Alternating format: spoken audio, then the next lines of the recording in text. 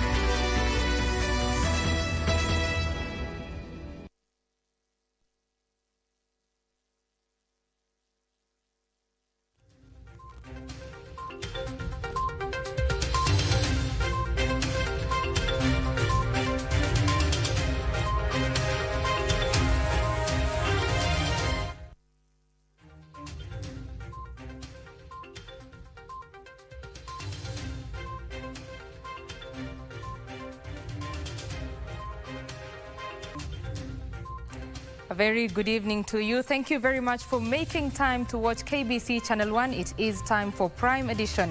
Now tonight we shall be telling you how 3 NHIF officers siphoned 30 million shillings in a single day. Also, 2 planes collide, 1 crashes and 2 dead. All that is coming up within the bulletin, but first, here are the highlights.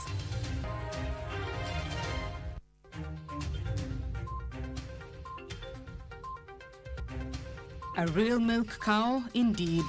EACC reveals how 3 NHIF officers siphoned 30 million shillings in a single day ahead of 2022 general election. A rare air incident. A plane crashes, killing 2 passengers after colliding mid-air with another aircraft in Nairobi's National Park. Once we resolve the outstanding issues, once we bring everybody on the table to discuss, and there's already progress, we will be able to communicate to them before the time that they have given us. We'll be able to communicate to them a solution. And the government wants medics to reconsider their strike option, with health CS appealing for patience in the posting of medical interns.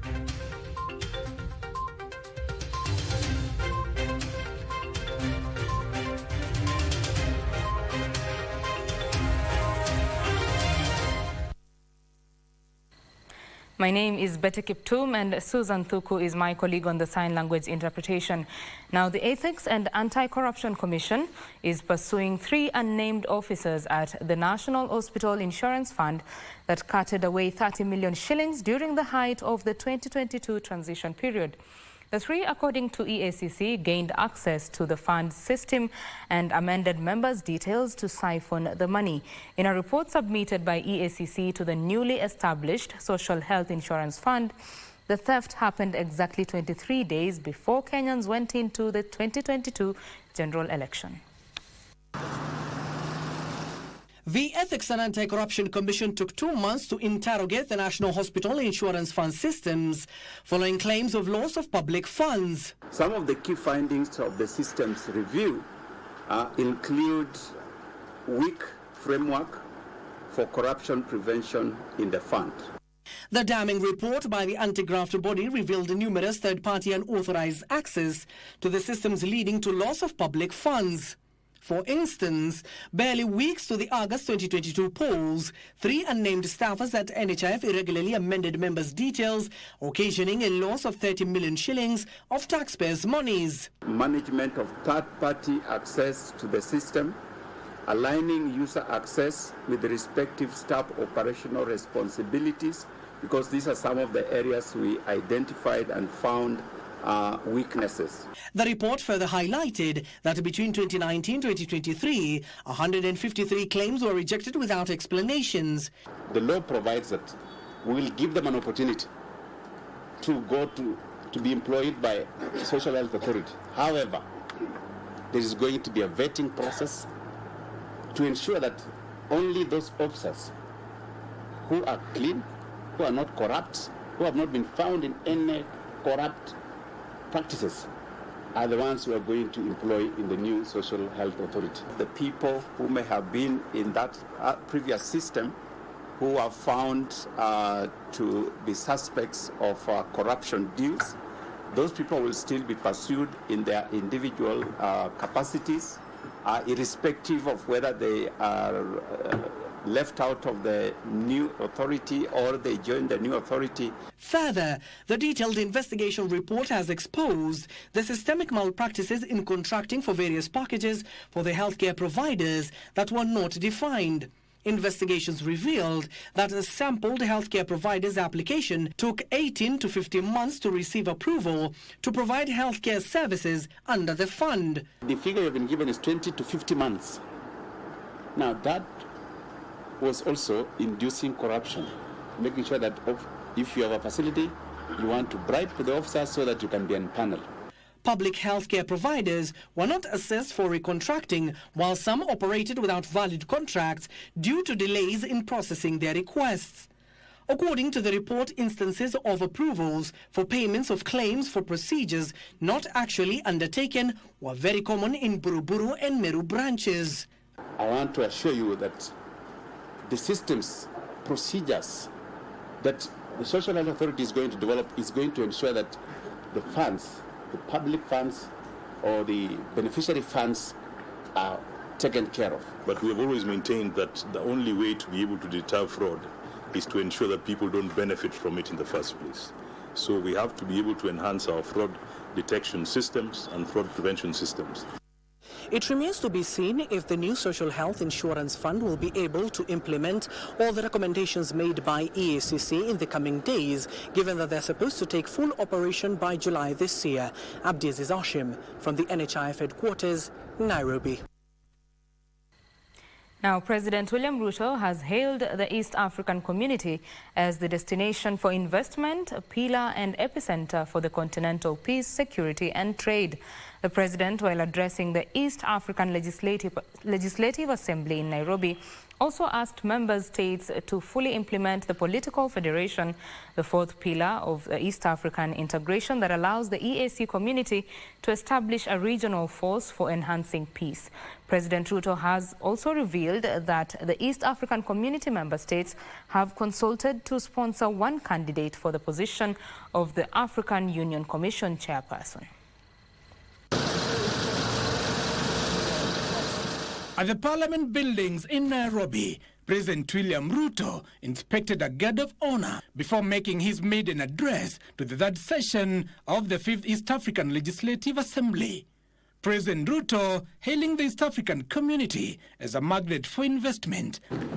With a combined GDP of US dollars 350 billion, a population of approximately 350 million, and an expansive area of 5 million square kilometers, the EAC member states are an attractive investment destination. While boasting unity and integration of the region, the president challenged member states to fully implement the political federation to have the region have a standby force. We now have in place protocols on defense, as well as peace and security, together with the EAC Mutual Defense Pact, which has already been concluded in Kenya, in Uganda, and in Burundi. And we already made a decision last year in Arusha that that process must be concluded in the other remaining states by June this year. President Ruto called on the EAC states to remove trade barriers for easy movement of goods and the people and help white out the narrative that Africa was a continent of the poor, driven by poverty and diseases, to one of the immense opportunities. The story is not about disease, it's not about conflict, it's not about poverty. It is about great potential that we have. It is about the opportunities that we have. It is about the investment that is awaiting, and position our continent as the only place where the next industrial revolution is going to happen. The head of state revealing that EAC member states had consulted to sponsor a single candidate for the African Union Commission chairmanship as the term of Musa Faki of Chad comes to an end next year. It is going to be the turn for East Africa to provide the chair of the Africa Union. We have sat down in the spirit of the East African community. We have consulted as heads of state from the East African community together, and we have agreed to sponsor one candidate. The Assembly last sat in Kenya in 2018. The East African Legislative Assembly will conduct its sittings in Nairobi for 3 weeks, with conflict in DR Congo being among the issues expected to be tabled for discussion. Giverson Mana, Prime Edition at the Parliament Buildings, Nairobi.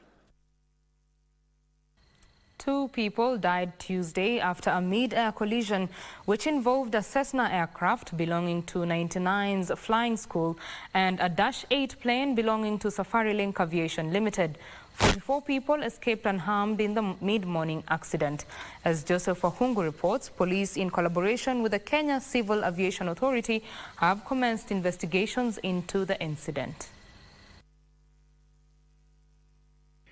Debris of an aircraft belonging to 99's flying school strewn all over inside Nairobi National Park.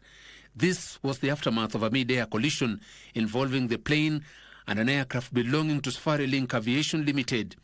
Our visit to 99's flying school at Wilson Airport confirming the incident, with the management of the institution, who declined to speak on camera, also confirming the deaths of a trainee pilot and an instructor, and that their families were being briefed.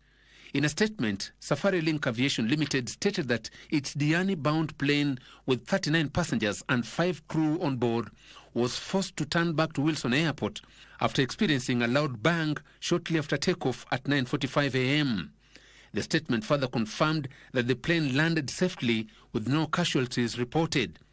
Meanwhile, Kenya Civil Aviation Authority, KCAA, in a statement has said that a multi-agency investigation is being carried out by Air Accident Investigation Department, AAID, and the police to establish the cause of the accident. Reporting for Prime Edition, I'm Joseph Wahungu. Health Cabinet Secretary Susan Nakumicha has urged medical doctors to remain patient as the ministry resolves the delayed posting of interns. Nakumicha said discussions with union officials are ongoing to resolve the matter a day after the Kenya Medical Practitioners, Pharmacists and Dentists Union issued a 7-day strike notice to demand the interns' absorption. A day after medical practitioners took to the streets of Nairobi to protest the delayed posting of interns, among other grievances, Health Cabinet Secretary Susan Nakumicha has responded, urging the medical professionals to be patient as the ministry addresses the matter. Mine is to ask for their patience as we finalize. I know they are anxious about the posting, but once we resolve the outstanding issues, once we bring everybody on the table to discuss, and there's already progress, we will be able to communicate to them before the time that they have given us. We'll be able to communicate to them a solution. She emphasized the need for dialogue between the ministry and the doctors' union, stating that a strike will not solve the issue. A solution will only be found when we sit on the table and discuss as all stakeholders. Remember, we have county governments, they are stakeholders in this matter. We have the Ministry of Labour, they are stakeholders in this matter. We have National Treasury, they are stakeholders in this matter. Ministry of Health is just but a very small stakeholder in this matter. Nakumicho further said the ministry was sourcing funding for the interns, posting and trainers to supervise them. And one of the important pillars of universal health coverage is health workers. So there's no way I can ignore them. There's no way the ministry can ignore them. We are going to do all that we need to do to ensure that we have enough, sufficient and adequate health workers, including the interns. Nakumicha, however, emphasized the importance of internship centers meeting specific requirements, including the presence of medical officers, specialists, equipment, and health commodities for medical interns. Kasi Chanamasha, Prime Edition. To Money Matters now, the government aims to maximize concessional borrowing for external financing while minimizing commercial borrowing as a strategy to prevent the country from sinking into a debt crisis. The National Assembly, while considering the 2024 medium-term debt management strategy, implored the National Treasury to spend within its budget to reduce the fiscal deficit. The Treasury projects a reduction in fiscal deficit for the financial year 2024-2025.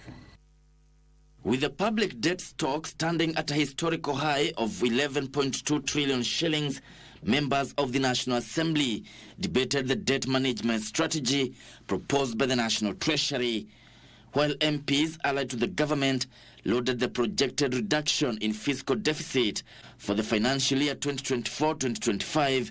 The minority party took issue with the National Executive for continuing to borrow despite the absorption rate being low. If the National Treasury discovers within the year that our revenues are either not performing or improving, then it is imperative that they also review the expenditure side of our budget. Each borrowing must have a purpose that is serving and an approval. The government aims to maximize concessional borrowing for external financing while minimizing commercial borrowing as a strategy to cushion the country from a debt crisis. We were told that borrowing, in fact, they demonized the previous head of state, and apparently borrowing was supposedly a very bad thing. And now we are continuing to borrow. We are planning to borrow. We are setting up ourselves to borrow some more money. The deficit has come down from 886 billion, and we have come down to around 703.9 billion shillings, which is just around 3.9% deficit to GDP ratio, and which is a very good path, Honorable Speaker, when it comes to managing our appetite to borrow. The National Treasury estimates next year's expenditures will be 4.1 trillion shillings against a projected revenue of 3.4 trillion shillings. The legislators want the National Treasury to explain measures to reduce domestic debt service burden. The lawmakers further want the government to renegotiate and disburse external loans. We are just paying interest on something because we went and we agreed we will borrow. But even the borrowing has not arrived in the country. We need to seriously consider having a public debt act so that it can legislate and strictly seal any loopholes where the Public Finance Management Act does not cover. Meanwhile, the National Assembly has expedited the consideration of the Independent Electoral Boundaries Commission Amendment Bill in a bid to hasten the reconstitution of the electoral agency.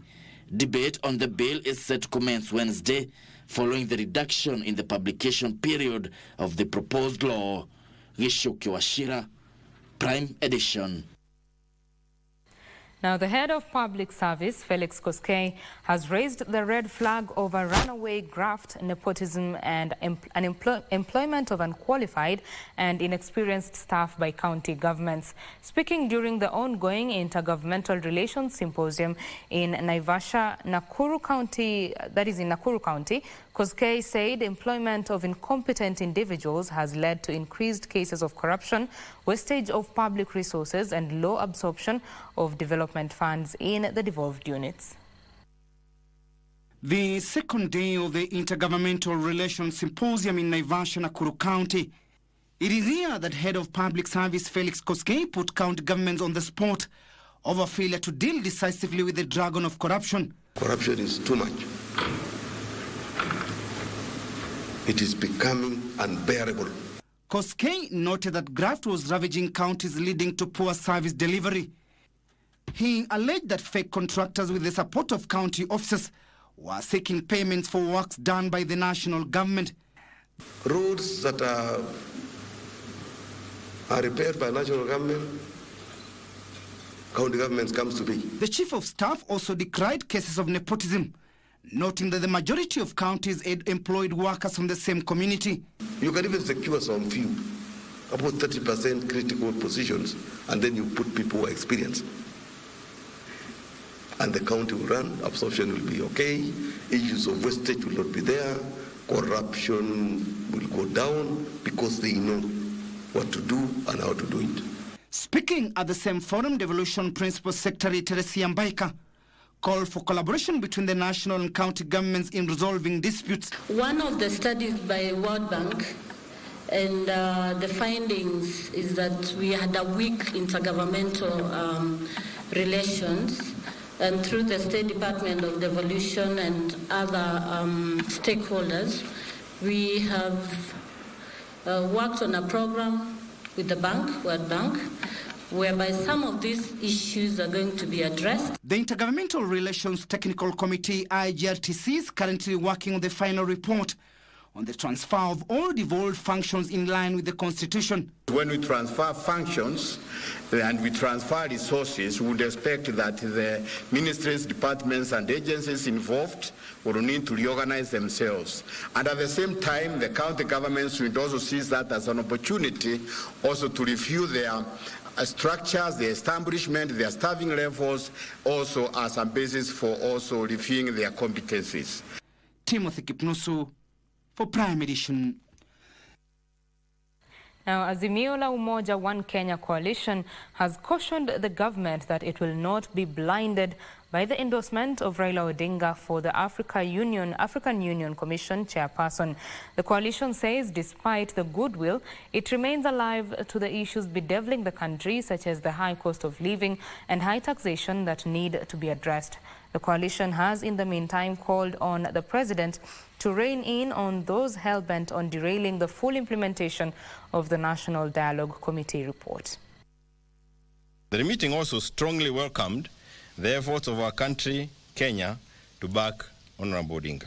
We agree this is not a partisan political issue, but a matter of national pride and image. We are united on this. As a coalition, we are committed to stay united and stay the course of holding the KK regime to account and to fight for the rights and dignity of the people of Kenya. In that regard, as we support Honorable Raila Odinga for the AU position, we will also support the right of Kenyans to an affordable living, lower taxes, and a functional economy that guarantees decent livelihoods. We retain the view that the report must be implemented as is. It is also our position that the processing of the NADCO report and the bills should be fast-tracked.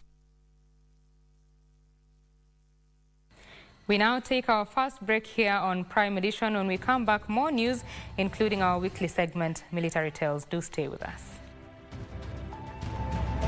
Ile chakula nililete hapa, hii programu ile tunaanza, chakula cha kupewa akina mama wale wajawazito, na wale wana ukimwi, kitawasaidia pamoja na hii dawa inaitwa antiretroviral.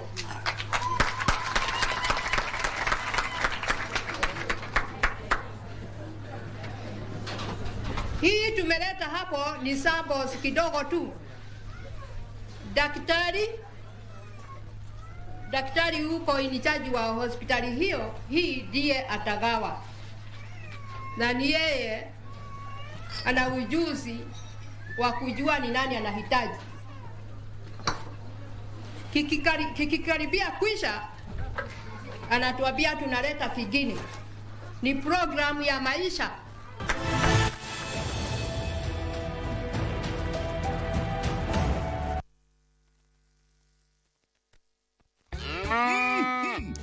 Namba ni mbili. Yako ni gani? Kwenye star 570 hash. Every 100 shillings unayotumia kwa Lucky Game inakupa 1 entry point ya kuingia kwenye drum ya draw ambayo inakupa fursa ya kujishindia moja kati ya shamba hizi mbili. Mwisho wa April namtangaza mshindi wa shamba hili la 1.1 million Kenyan shillings na unapata title deed yako safi. Na mwisho wa Mei namtangaza mshindi wa shamba hili la 1.1 million Kenyan shillings, lori za mawe na mchanga. Ploti ndizo hizi. Dial star 570 hash. Title deed ndio hii. Vuka na shake.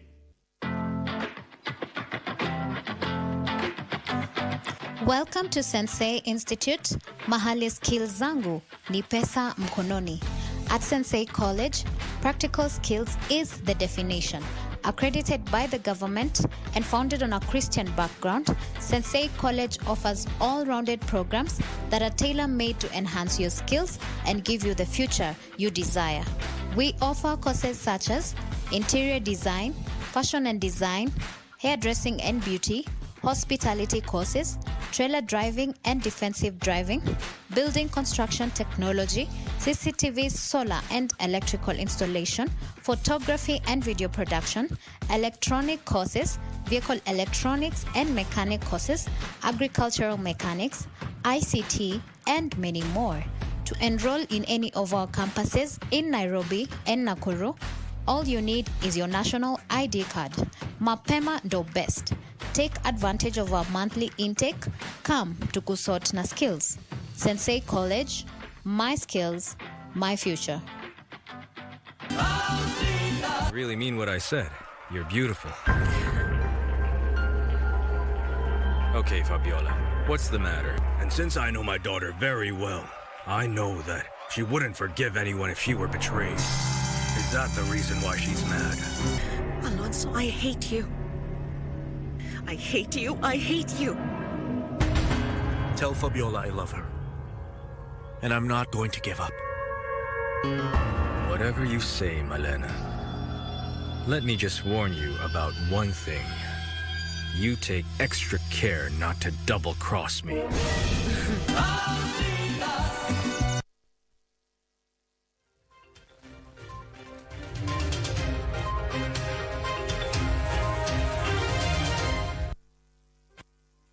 Welcome back. Now, Kenya has made great strides in empowering women in all sectors through giving them financial support and leadership opportunities. Gender, Culture, Arts and Heritage Cabinet Secretary Aisha Jumwa cited the Hustler Fund. Through the Hustler Fund, more women have established thriving enterprises.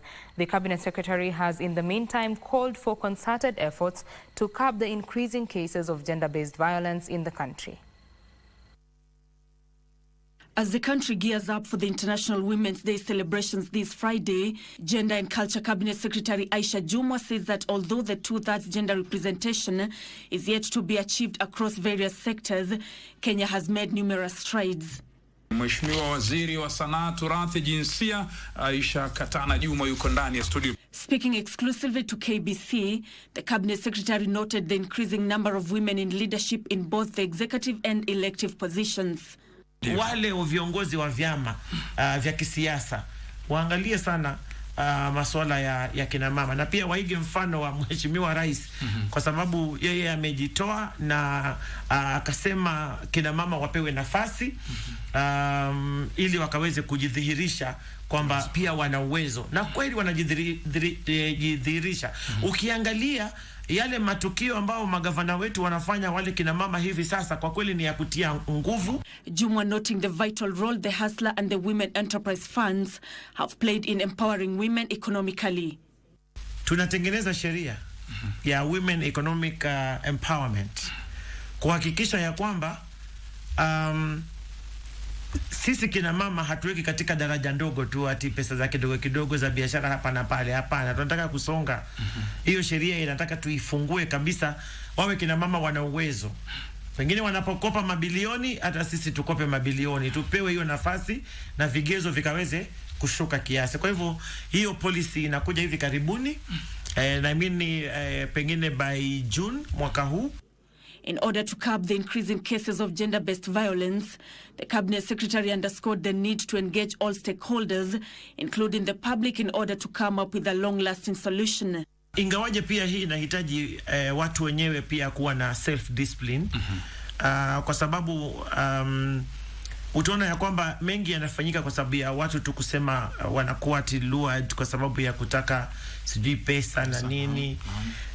Kwa hivyo inatakana watu pia wawe makini. Zamani watu walikuwa wakidate, unaona wanaambiana like mimi naenda kuona mtu fulani, so that kitu kikifanyika rafiki yangu ameniaga kwenda kuona mtu fulani, huyo mtu fulani labda ndo angekuwa wa kwanza kuulizwa. The International Women's Day national celebrations will be held on Friday in Embu County under the global theme, Invest in Women, Accelerate Progress. Nancy Okware, Prime Edition.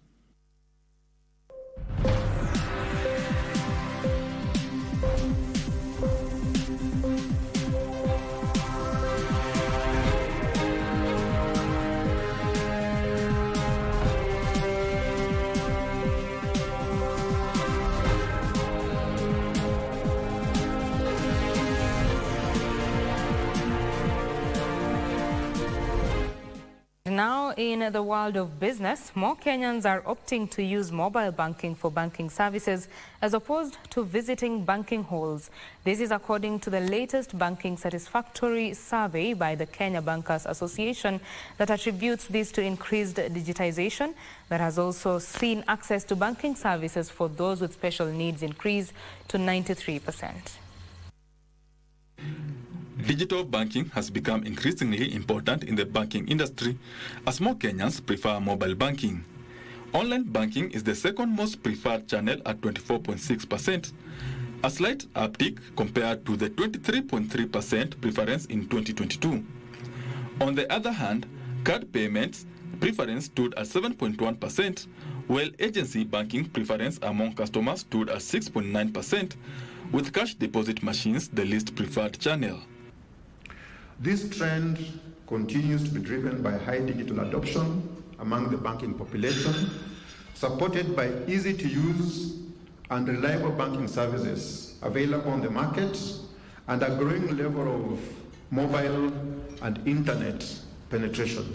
93.5% of customers with special needs were able to access banking services easily due to high digitization carried out by lenders. The underway banking industry persons with disability accessibility project, which is being coordinated by the KBA, continues to enable banks to put measures in place that will ensure full and independent access to banking services, especially by the people living with the disabilities. 53.2% of Kenyans hold 2 or more accounts in 2023, compared to 48.2% in 2022. The driver for multi-banking is that customers are able to get the variety of services available. A customer may not be able to get a service from one bank and they'll be able to get it from another bank. So by combining these relationships, they're able to get full satisfaction. Cooperative Bank of Kenya was the overall winner of the Banking Industry Customer Satisfaction Survey. Coop Bank was also named the best bank in the Customer Satisfaction Survey in the Tier 1 category, with Family Bank and ABC topping in Tier 2 and 3 respectively. Benson Ruba reporting for Prime Edition. And for every 150 shillings men earn, women earn 50 shillings less. This is according to the latest World Bank Group report, which further indicates a massive, wider than expected global gender gap for women in the workplace. As Wairimu Njenga narrates, in the 190 economies surveyed, no country provides equal opportunity for women, not even the wealthiest economies. The latest Women, Business and Law report by the World Bank recognizes the progress made over the decades in enacting equal opportunity laws for women. However, women still enjoy less than 2/3 of the legal rights available to men and not 3/4 as previously. The report, which expanded the scope of its analysis, adding to indicators, safety from violence and access to childcare services, shows women on average enjoy just 64% of the legal protections that men do, a decline from the previous estimate of 77%. When these additional indicators taken into consideration, no country provides equal opportunity for women, not even just one high-income economy. The report further highlights a massive gender gap for women in the global workplace, which they say is much wider than previously thought, and that women earn just 77 cents for every dollar paid to men. For instance, out of 190 economies, 98 economies have enacted legislation mandating equal pay for women for work of equal value. Countries such as Jordan, Malaysia, Oman, Sierra Leone, among others, have enacted 10 reforms mandating equal pay for work for equal value or lifting restrictions on a woman's ability to work in industrial or dangerous jobs. 35 economies, fewer than 1 out of every 5, have adopted pay transparency measures or enforcement mechanisms to address the pay gap. Experts perceive that approximately half of women in the examined economies have equality when it comes to pay and access to high-paying jobs. Chief Economist of the World Bank Group and Senior Vice President for Development Economist Gill says discriminatory laws and practices are preventing women from working or starting businesses on equal footing with men, noting that closing the gap could raise global gross domestic product, essentially doubling the global growth rate over the next decade. The implementation gap highlights how much hard work lies ahead, even for countries that have been instituting equal opportunity laws. Togo, for instance, has been a standout among sub-Saharan economies, enacting laws that give women roughly 77% of the rights available to men. Wairi Mujenga for Prime Edition. Quite a sad state of affairs and a very long way to go to ensure that that gender gap is closed. Moving on, business activities in the private sector experienced growth in February this year due to reduced fuel prices that lowered the overall cost of production. According to the Stanbic Bank Purchasing Managers Index, improving economic conditions led Kenyan companies to expand staffing levels at a faster rate and boost purchases of inputs. Business activities expanded across the Kenyan private sector in February, according to the Stanbic Bank Kenya (PMI), as further softening of inflationary pressures supported by a fresh increase in new order volumes. Lower fuel prices helped to cool import cost inflation to a 26-month low, supporting the softest increase in output prices for 1.5 years. Improving economic conditions led Kenyan companies to expand staffing levels at a faster rate and boost purchase of inputs. The greatest movement was found in the output sub-index in February, which rose to its highest for 13 months and pointed to a moderate expansion in private sector activity. Similar findings were also seen with respect to new orders, as companies reported that improving client demand drove the fastest upturn in sales since January 2023. Firms additionally linked this to new product releases and improved stock levels, which rose slightly, as well as the positive impact of relaxed inflationary pressures. Notably, input costs faced by Kenyan firms rose at the weakest pace in over 2 years in February, as inflation continued to ease from its record high last October. Overall business sentiment was at its lowest level on record in February, as companies generally refrained from projecting an increase in activity over the coming year. Only 6% of companies were optimistic of an upturn. Despite this, employment levels rose in February on the back of higher new orders intake, with firms citing the hiring of casual workers to meet workloads. Staff increases were modest, but the fastest since last August. Purchase of inputs also expanded, ending a 5-month run of decline, whereas improvements in supplier performance broadly stalled. Benson Rioba reporting for Prime Edition.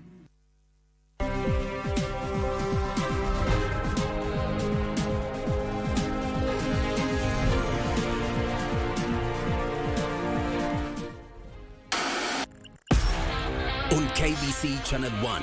We are a TV station like no other. Get a taste of the best in entertainment. Yes, indeed. Feel the passion. Will you promise me? I swear that you will never lose me. I can't get married to you. I'm sure you knew about it. That's why you're making fun of me. Experience the drama. Get out. Who is the man in this one? And the laughter. Hii wigi umevakishwa. Zile wakati tulikuwa tunaapishwa tunapewa mheshimiwa.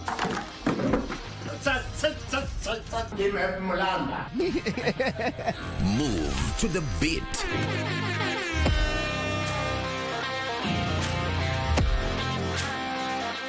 We are live from Broadcasting House. And get informed on the latest happenings. KBC Channel 1. Wow. We are the full package. Oh, yes. And Kenya's watching. Thank you very much for joining us.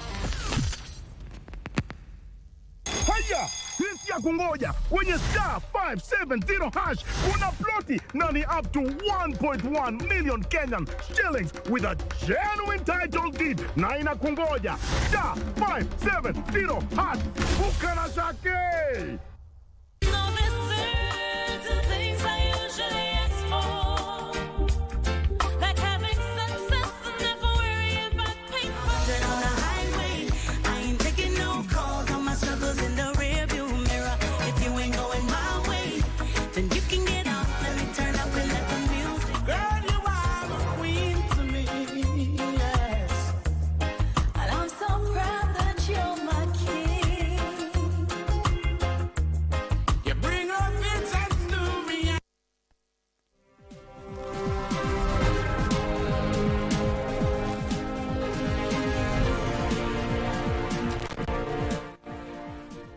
Thank you for staying with us. Now, Kenya and Indonesia are seeking to collaborate on mining and geology, technology exchange, capacity building, and exchange of information on artisanal mining, among others.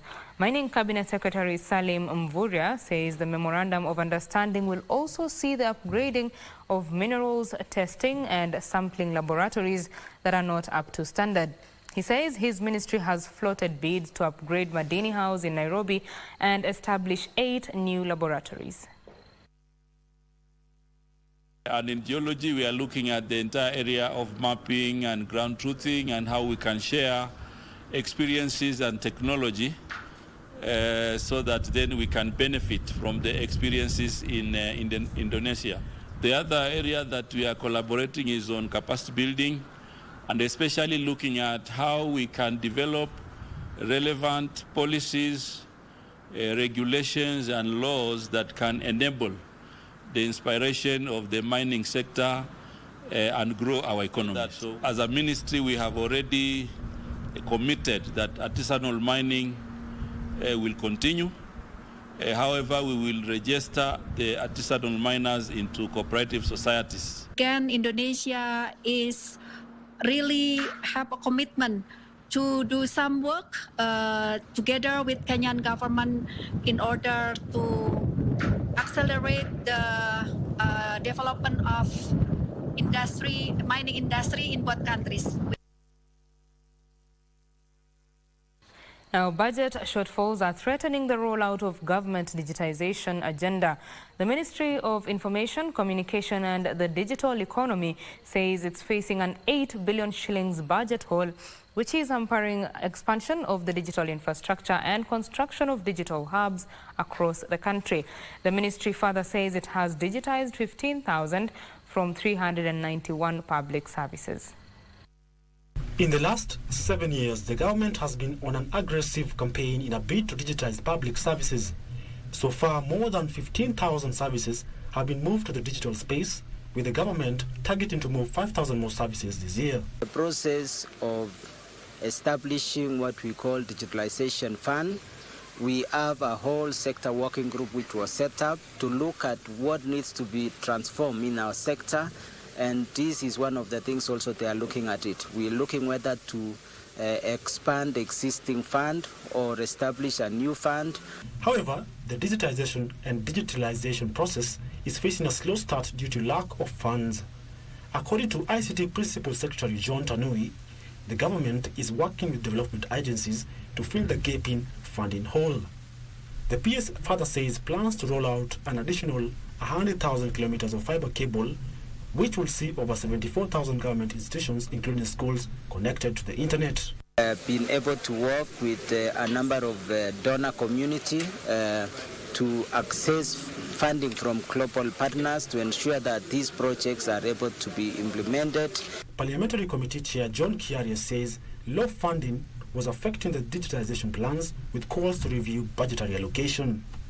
There are quite a number of components that need to be aligned.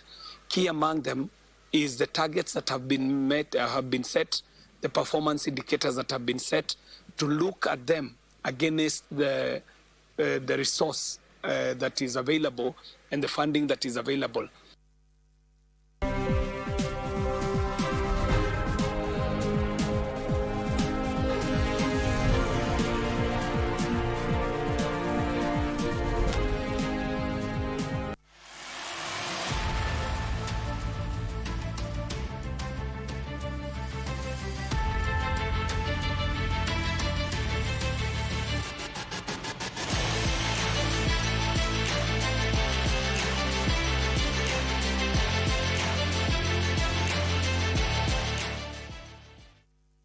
Welcome back. It's now time for sports. My name is Karen Kibet.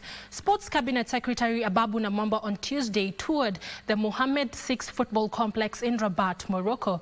Ababu was taken through the various structural and management setups of the complex, hugely regarded as the pipeline and conveyor belt for Morocco's impressive talent factory. The CS expressed his satisfaction at the level of intent from the Moroccan government to deliberately target raw gems right from the grassroots and refine them through a structured system, sharpen their skills and deploy them for national duty.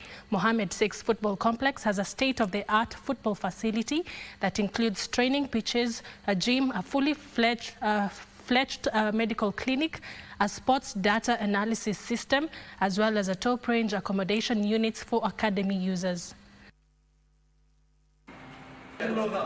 Also, as he do coordination for all national teams, for youths, they stay with them, correct them, and see everybody in the complex. That's how it's supposed to be. The legends, mentoring the next generation. Then with experience and all that. It's really good. I'm the coach. Thank you. Very good. The Ministry of Sports has agreed to increase the number of athletics slots available for Team Kenya to the 13th All-Africa Games, subject to the athletes meeting qualification criteria for the Games.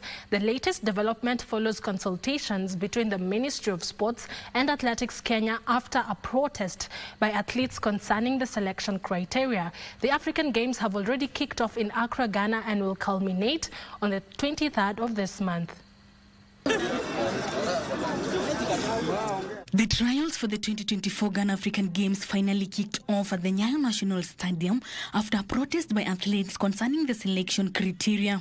You know, I feel sorry to see the athletes complaining like that because they have really trained. And let's not forget that the government of Kenya has invested a lot of money in anti-doping testing and training. And now you're picking one athlete. So does it mean even the finances that the government is using is going to waste? Athletics Kenya had earlier revealed that they were forced to only pick one athlete from each discipline for the African Games, a decision that was not taken lightly by the athletes. However, the athletes agreed to take the field after discussion with the Athletics Kenya officials. Issue over here, because judging by the past and how things have been handled, I think now athletes have reached a place where they don't want something that's with mouth, but they want something in writing. So if something in writing, at least they'll have the assurance that this is way clear, that we can participate, and knowing that 3 people can be taken. In the latest development, the athletic slots available for Team Kenya in the 13th All-African Games will be increased, subject to the athletes meeting the qualification criteria for the Games. The new development was arrived at after consultation between Athletics Kenya and the Ministry of Sports. In some of the races, Janet Jepngetich won the women's 10,000 final after clocking 32 minutes 52.74 seconds, relegating Edna Kibiwot and Rebecca Mwangi to second and third positions respectively. Kitu yenye imenimotivate ni Faith, naona Faith anakimbia vizuri na wakimbiaji huko wana perform vizuri. Sasa hiyo ndio inanimotivate hata mimi najua nitakimbia vizuri. Sprinting specialists Mike Makoba, Dan Kiviasi, Stephen Oluoch and Moses Wasike qualified for the men's 200 meters final. During the previous edition of the African Games in 2019 in Rabat, Morocco, Kenya managed to send 61 athletes who represented the country and jetted back with 20 medals, 10 gold, 7 silver and 3 bronze. The African Games have already kicked off in Accra, Ghana and will end on 23rd of this month. For Prime Edition, I'm Sela Onyango.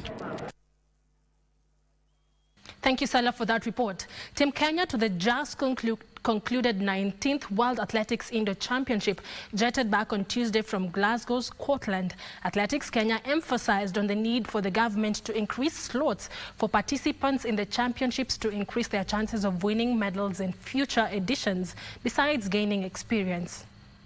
3,000 meter steeplechase world record holder Beatrice Chepkoech, who won a bronze medal in the 3,000 meters and the only medal for Team Kenya, noted that high number of participation of athletes in different disciplines improves the chances of a country bagging more medals. This medal means a lot because I've been participating since 2018 and I've never got a medal, so this was my first medal. Yeah, you know, since 2020 I was having an injury. I've been going through a lot, but at least this year I began my season well, and I'm looking forward towards Olympic year. Besides the medal, Team Kenya also set new African record in the 4x400 meters men and finished fourth, which is a morale booster as the relay team prepares for both the World Relays in Bahamas in May this year and Paris Olympic Games in August. It has been good. The team was sent, having taken part in the first time. We ran an African record, Kenyan record, and we still have more to deliver because we made the finals and we came fourth. So we're okay and good to go. According to the Athletics Kenya Nairobi Region Chair Barnaba Koril, there is need for Kenyan athletes to gain experience in indoor training and called on the government to build one indoor arena in one of the Kenyan stadiums under construction. It's a learning process. It's also a lesson because we see that the government is serious in building new stadiums. We also want to see whether also some of those stadiums include also an indoor arena. However, going to the future, we want our athletes also to take it seriously because some of them are afraid to compete indoors because of the injuries. Kenya was represented by 12 athletes at the championship, which was dominated by USA, who bagged 20 medals, as Ethiopia finished 5th overall and best in Africa with 4 medals, including 2 gold medals. During the preparation, we had also some of our athletes deciding not to compete because of the preparation for the Olympics. That's why we took the team that we had. However, the problem we are facing also as a country is that the experience of these athletes, especially the sprinters, they have not been competing, especially in the indoor, because it's different. The track itself is not the normal track that they normally use. It is bank track, which is also difficult to run very fast. So it needs somebody who has had training in such a kind of tracks. For Prime Edition Sports, I'm Daniel Mwendwa.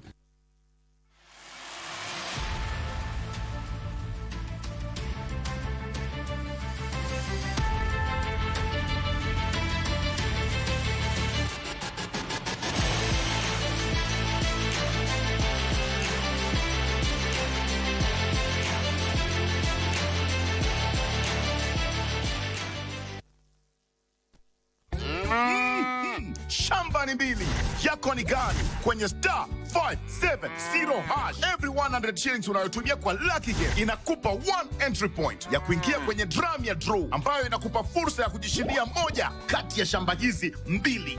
Mwisho wa April namtangaza mshindi wa shamba hili la 1.1 million Kenyan shillings na unapata title deed yako safi. Na mwisho wa Mei namtangaza mshindi wa shamba hili la 1.1 million Kenyan shillings, lori za mawe na mchanga. Ploti ndizo hizi. Dial star 570 hash, title deed ndio hii. Vuka na shake.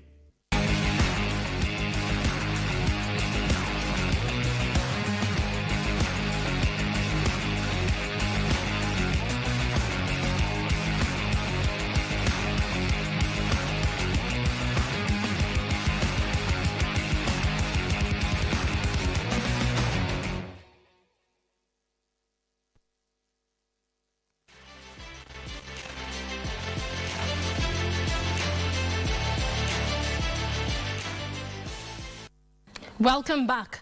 Elvis Mwigua bagged his third consecutive win in the Kenya Amateur Golf Championships after emerging victorious at the Windsor Classic at the Par 72 Windsor Golf Hotel and Country Club. Meanwhile, all eyes are currently on the Ruiru Sports Club for the 2024 Captain's Prize Golf Tournament that has attracted a field of both amateurs and professional golfers.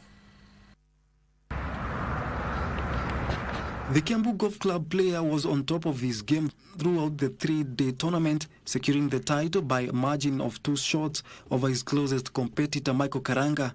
Claiming the third spot was Ebil Amolo of Vetlab Sport Club with a total of 227 points. Joyce Wanjiru of Kiambu Golf Club was the highest-ranked female at the tournament, finishing 6th overall. Meanwhile, the US Kids NCBA Nairobi Fall Local Tour came to conclusion at Sigona Golf Club, marking another successful event aimed at nurturing upcoming talent in golf. In the girls' division, Njeri Waweru, Vilpa Perpetua and Ranish Hilda secured the top 3 spots in 15 to 18 years category with score of 116, 121, 122 strokes, respectively. The tournament attracted 155 upcoming golfers aged between 6 and 18 years. Finally, all ears are currently on Ruiru Sport Club for 2024 Captain's Prize Golf Tournament that has attracted a field of both amateurs and professionals golfers. Kingori Mwangi for Prime Edition Sports. My colleague Kingori Mwangi's report brings us to the end of the sports news tonight. My name is Karen Kibet. I'll see you tomorrow, same time, same place, with more sports news. For now, I hand you back to my colleague Betty Kiptum, who has more for you. Betty, take it. Thank you very much, Karen, of course, for the latest in the world of sports. We now want to bring to you our weekly segment, which is Military Tales. And retired Senior Sergeant Teresia Harbin was among the first few women to join the military from Lamu in the 1980s. She is best remembered for presenting a popular radio program, Salamu za Majeshi, on VOK, now KBC Salamu za Majeshi. Ahead of the International Women's Day to be marked on Friday this week, we bring you the story of Senior Sergeant Harbin in tonight's episode of Military Tales. Now, we will leave you with the Military Tales. My name is Betty Kiptum, and Susan Thuku has been my colleague on the sign language interpretation. Do enjoy the rest of your viewing. Here is Military Tales.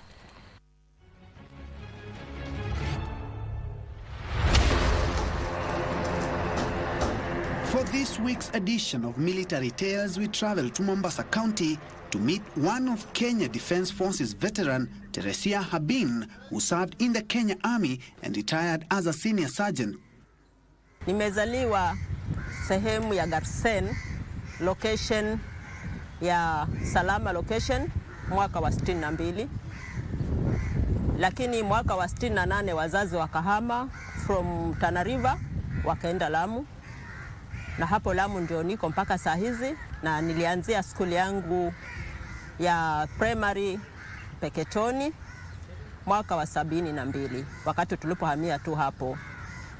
Nikafanya mtihani wangu wa CPE na nikaitwa Tarasa High School.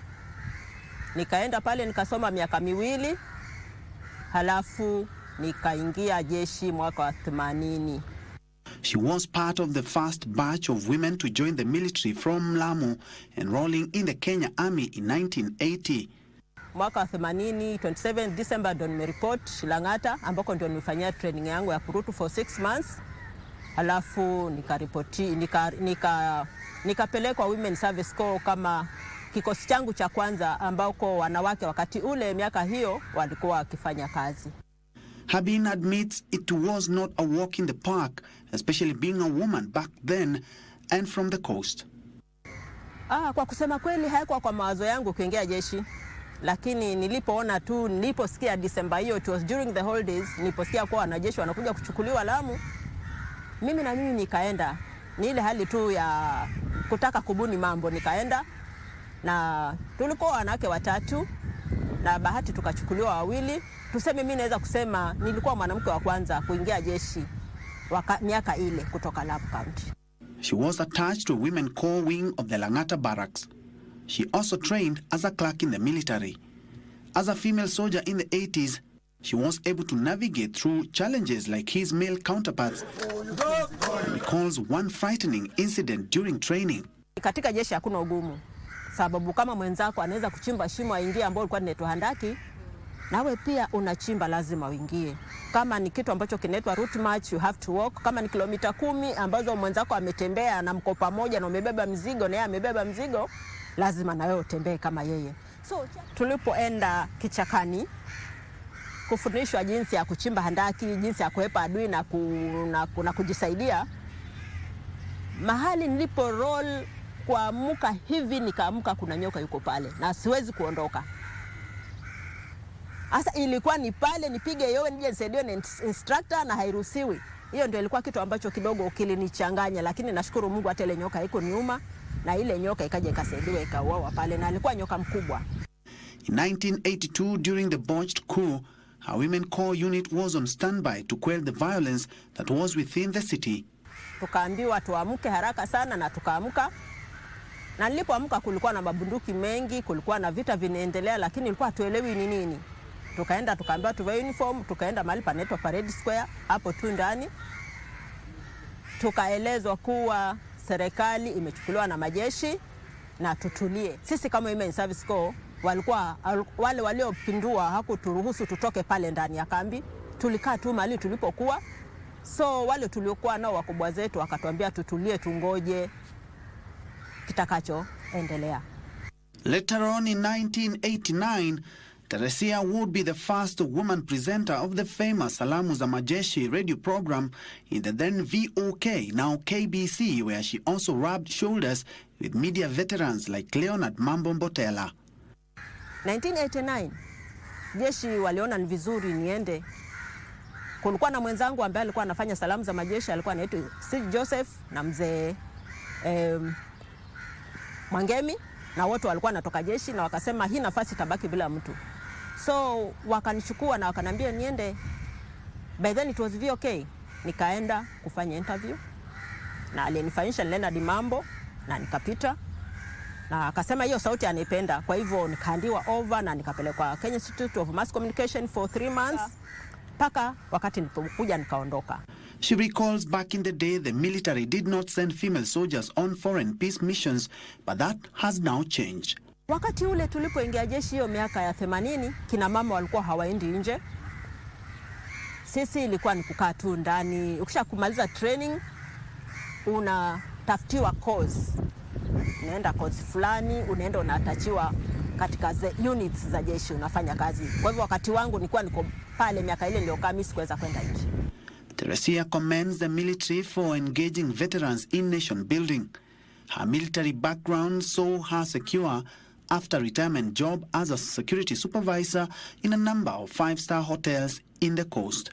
Wakati nilitoka, I was even the first woman to be a security officer in Dianrif. Waliposikia tu nimetoka jeshi wakanichukua as a security officer, si mlangoni bali kusimamia hoteli nzima, and it was a 5-star hotel. So that is a skill ambayo pia najivunia. She enjoys spending time in the church during her free time and tending to her duties as the Kenya Veterans for Peace Coordinator in Lamu County. Now retired, Teresia is engaged in farming, beadwork and other businesses. Mimi ni mkulima, huwa ninafanya kilimo biashara na ninafanya biashara zangu za vikapu, nimejinvolve kuuza vikapu na pia beadwork, natengeneza shanga nikiuza kwa udogo na kwa wingi. She has rallied Kenyans to cement the unity and peace that binds us together despite the continent's many challenges. Hata ugumu ukiwako, tuendelee kumwamini Mungu kuwa siku moja Mungu atafanya wepesi wa mambo. For Military Tales, wanukumbuke kuwa nimetumia salamu za majeshi kwa wingi na upendo. I'm Ben Troy Njue.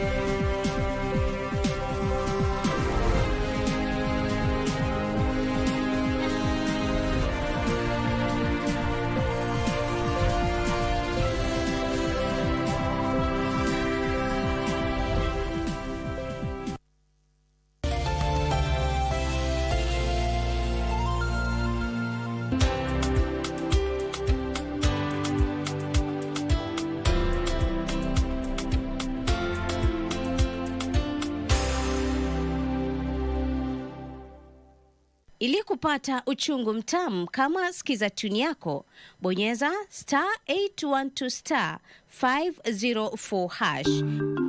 Je, wajua kuwa kuna uchungu mtamu? Bwana mmoja kaona kipepeo kichanga kikijikakamua kutoka nje ya shimo la ukuni. Akakitazama kwa huruma mno, akahisi uchungu kwa niaba yacho. Mwisho akaamua kukisaidia. Kupata uchungu mtamu kama skiza tune, bonyeza *812 504 hash. *812 504 hash. Haya, sisi ya kungoja kwenye *570 hash kuna ploti na ni up to 1.1 million Kenyan shillings with a